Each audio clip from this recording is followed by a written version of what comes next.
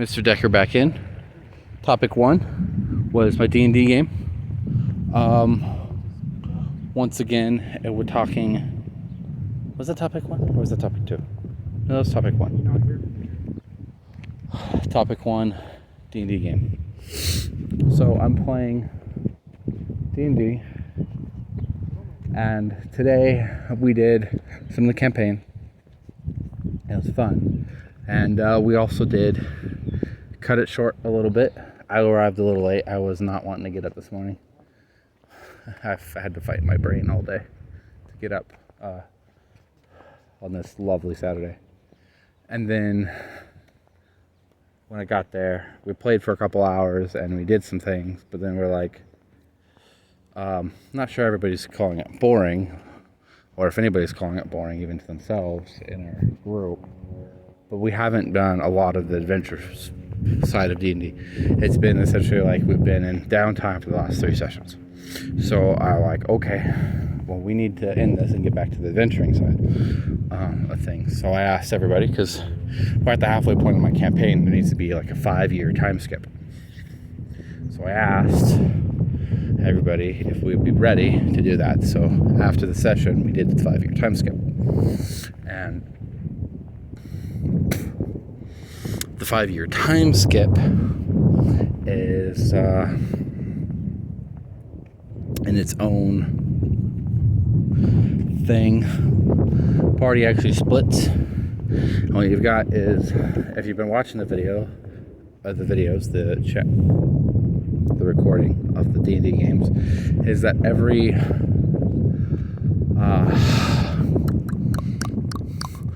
for the last 3 sessions, Reiko has been trying to become owner of all the inns in town.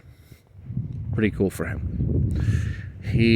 So we cover that, and him and Flickra stayed in town, where Haru and Kaide both left to kind of explore the world and come back in 5 years.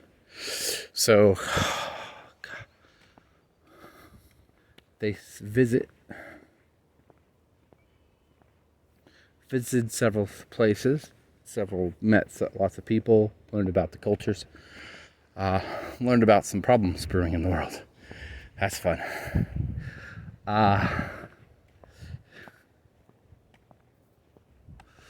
Yeah, that's fun. You can also find that there is some cultural differences, and I might have to look at my Egyptian mythology a little bit for this game going forward, and brush up on my Norse. Egyptian's what I know the least about, but Norse isn't that, like, I have a complete knowledge of Norse mythology either, and Greek is what I know the most about as a mythology. I read the Rick Riordan books. They're adapted from mythology, so they don't count quite as a mythology, but still, I like them. Yeah. So they visited the 3 of the 5 kingdoms, really. Haru and Kaide did.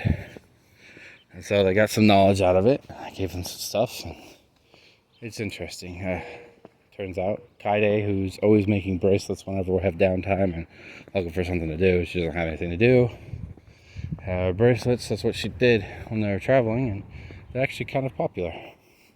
So, good thing for her. People kind of bother her to kind of make a chain. Businessmen will send her letters occasionally.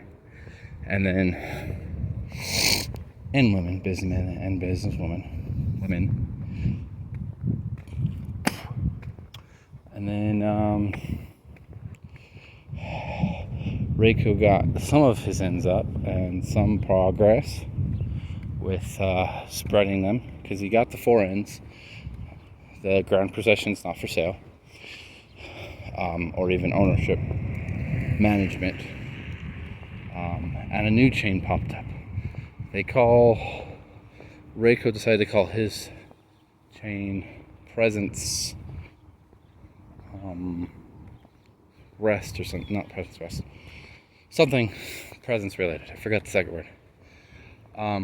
This opposing chain actually has spread the word about not supporting Rayco his purchasing efforts. This opposing place has also bought a hotel out from under him when it had the potential to, while he was in the middle of negotiations. He learned not the name of the owner, but the name of the chain. It's called Past's Revenge. Yep. Those who are watching the sessions know what that means, or have an idea. And it's great. And it may or may not prove to be true. Who knows? Spoilers. Where are we at? We're at 6 minutes. Okay. That's enough talking about that. There'll be more of that. More of what's coming in the next session, which will be 2 weeks out from now. Since some of us are going on vacation this next week. Not myself, sadly. Okay. Mr. Decker out. That's the end of topic 1.